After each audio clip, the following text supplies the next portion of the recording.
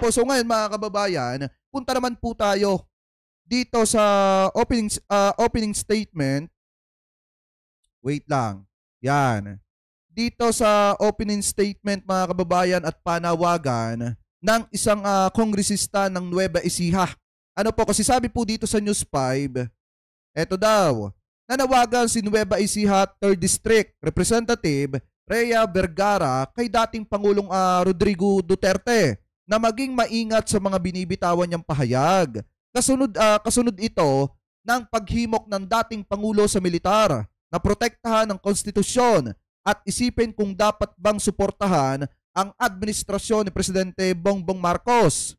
Sa kanyang manifestation sa pagsisimula ng pagdinig ng Quinta Committee, iginiit ni Vergara na si Vice President Sara Duterte ang makikinabang sa panawagan ni Digong sa mga militar. So eto, pakinggan po natin yung panawagan ni Representative Congressman Rhea Vergara ng Nueva Ecija 3rd District. So eto, i-play na po natin. I was personally disheartened, disappointed, and frustrated watching our former president's press con last night, a man I respect for calling on the military to rethink their stand on supporting President Marcos, our commander-in-chief, because he claims our president is a drug addict. These are careless and unfounded, dangerous statements that are meant to destabilize and divert our country's attention from Congress' mandate to review and expect accountability, transparency from our fellow government colleagues. Kasi yung ginagawa talaga nilang yon, yung sinabi talaga ni Duterte mga kababayan, sedisyon po talaga yon. Nang hihikayat siya na bumitaw na itong mga militar ay magbitaw ng pagsuporta kay PBBM at magsagawa ng kudita laban po kay PBBM. Ano po, kaya kung titingnan po natin mga kababayan, yung pinagsasasabi ni Duterte yan ay para sa pangsarili nilang interes. Kasi nga, atat na sila na makabalik sa kapangyarihan. Ipagpatuloy pa natin. Confidential funds under the Vice President as Deputy Ed Secretary are no exception. So I appeal to our former President, a man I respect. I respect you and I recognize all you have done for me personally, and I'm grateful as my family and the people I serve. But just as the previous late President Aquino stepped out of the public scene and out of delicadeza, didn't say anything to question the Duterte's policies on its direction on the drug war, President Aquino stood helplessly by as a full force of the Duterte administration accused, detained. At saka hindi siya pinakailman ni Noynoy mga kababayan nung panahon na siyang presidente. Hindi natin nakita na nagrally si Noynoy kasi kinukundina niya yung maling pamamalakad ni Duterte, yung mali niyang pulisiya pagdating sa drug war. Hindi siya pinakailman ni Noynoy, inirespeto yung pagiging presidente po niya.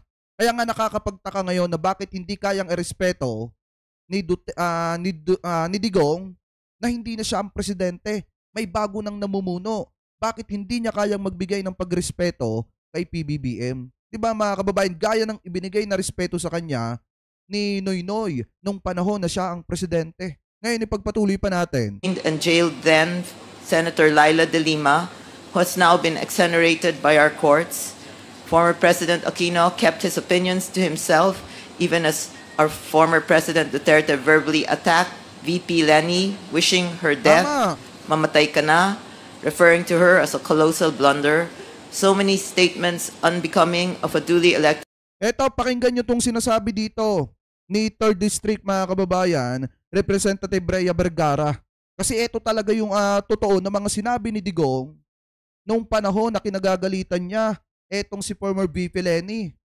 Pero bagamat ginigipit nila nung panahon na yon, si former VP Leni hindi nakialam si Noynoy. Kaya nga nakakapagtaka na etong si Duterte napaka-unprofessional. Bakit? Kasi unang-una habang bumabanat yung kanyang anak, kinakampihan niya naman yung kanyang anak. Saglip na pagsabihan niya na mali na yung ginagawa ng kanyang anak. Diba mga kababayan? Anyway, shoutout kay kay Ma'am BMB Admin Eduardo. Mega love shoutout. Thank you po sa papakape.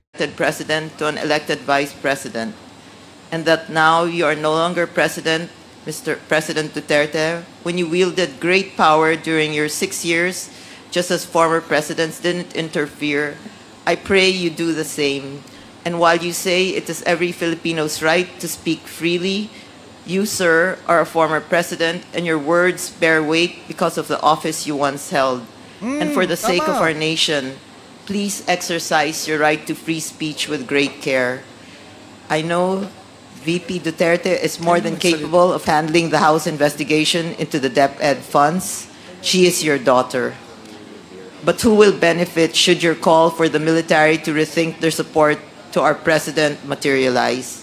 O di yung kanyang anak, yun ang makikinabang kapag si PBBM napatalsik sa pwesto. Kasi si Sara ang vice-presidente, mga kababayan eh. Kaya nga yung mga ginagawa ng mga DD shit na yan, baka hindi alam na mga kababayan nating Pilipinong hindi updated sa mga nangyayaring issue ngayon na basta lang inaya, basta lang sinaba, basta lang hinakot at dinala dun sa field para mag-rally kuno na may ipinaglalaban kuno. Mga kababayan, baka hindi nila alam na yung ipinaglalaban nila ay kapakinabangan ni Sara Duterte at hindi kapakinabangan ng mamamayang Pilipino. Ano po, ipagpatuloy pa natin. Please rise above your interest. Ito po ang buhay na pinili natin. Please do not divide our country. Rise above personal political agendas. As a former president, one of those who has stepped down of office with the highest approval ratings, please give President Marcos a chance without being threatened. Please Tama. do unto others as others have done to you. This, Mr. Former President, is the golden rule. I was personally disheartened. O ayan, mga kababayan, napakaliwanag naman ang panawagan dito. Sana irespeto mo, Digong, yung pamumuno ni PBBM. Hindi porkit kasi may problema yung anak mo, kakampihan mo. Hindi porkit nakikipagbakbakan din yung anak mo, ikakampihan mo. Dapat unang-una bilang magulang, dapat pinapayuhan mo yung anak mo na maghinay-hinay at ipakita yung pagiging tunay at totoong public servant. Hindi yung magmumura at magbabanta sa buhay ng presidente. Tapos pagka nasusukol na, itatanggi at iibahin at maghuhugas kamay. Hindi po yan gawain ng pangalawang Pangulo ng Republika ng Pilipinas. Yung ginagawa ni Sara Duterte. Tingnan nyo nga, si former VP Leni, kahit ginigipit ni Digong ngayon, may narinig ba kayo na pinagbantaan, minura ni former VP Leni, etong si Duterte? Wala, mga kababayan, kasi magkaiba naman talaga yung ugali nilang dalawa.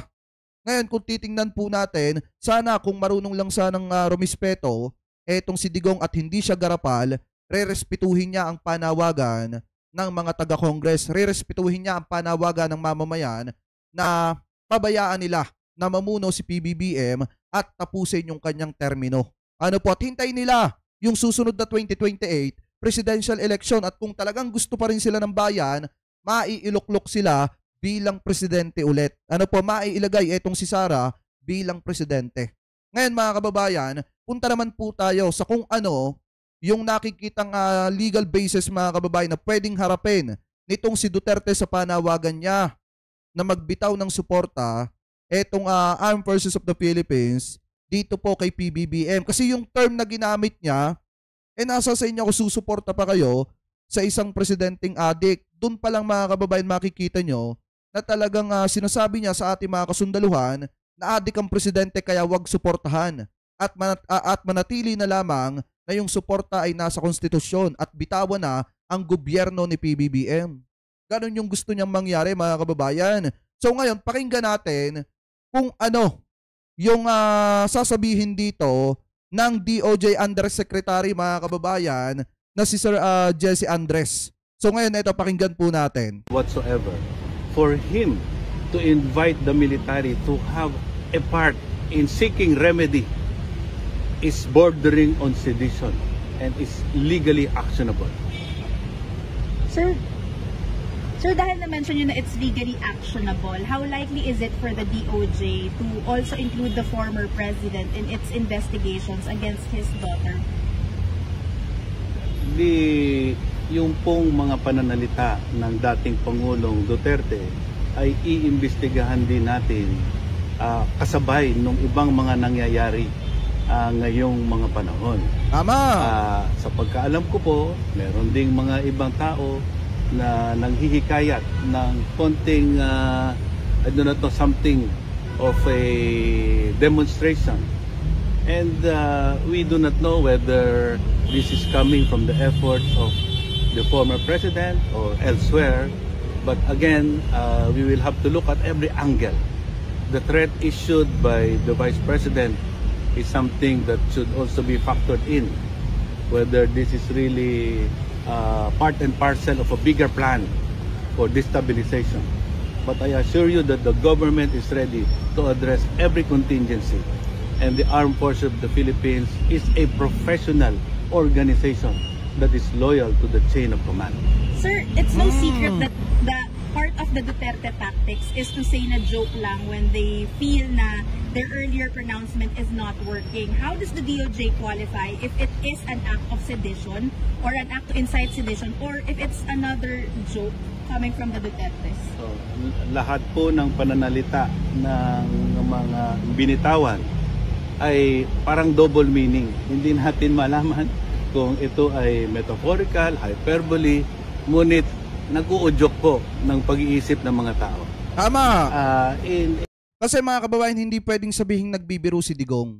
Hindi pwedeng sabihin nung binabanggit niya yung about kay PBBM, na addict si PBBM, nasa sa mga sundalo na lang kung susuporta pa sila sa presidenteng addict, mga kababayan, hindi po masasabing pagbibiro yon. Inuudyokan niya na ang ating mga kasunduluhan na mag-isip na magbitaw ng suporta kay PBBM dahil addict daw ang presidente. Kaya nga mga kababayan, hindi pwedeng sabihin nagbibiro lang si Digong doon. Anyway, ipagpatuloy pa natin. In legal contemplation, we have to put it in its proper context and ordinary meaning. And we have to take it in consideration of other contemporaneous acts. Ano po ang sinasabi ninyo, anong binibigkas nyo, at anong ginagawa ninyo. And so yun, maliwanag naman mga kababayan na eto mga sinabi ni Duterte ayon po dito sa Undersecretary ng Department of Justice ay iniimbestigahan po nila. Kasi nga, mga kababayan, talagang nag-uudyok po ito at nagdudulot na mag-isip yung mga kababayang Pilipino po natin, especially yung ating mga kasunduluhan na magbitaw ng suporta dito sa gobyerno ni PBBM. So at least mga kababayan, tinututukan at iniimbestigahan ng DOJ yung mga sinasabing yan ni Duterte.